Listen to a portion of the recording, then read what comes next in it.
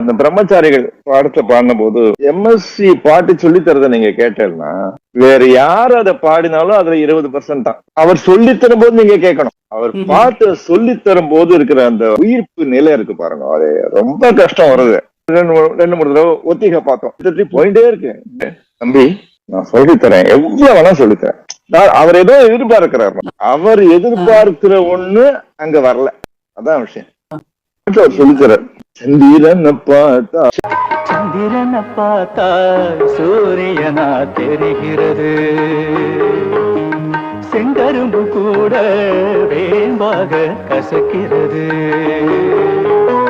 பச்சை கொடி அச்சந்தரும் பாம்பாய செய்கிறது, சந்திரனை பார்த்தா சூரியனா தெரிகிறது.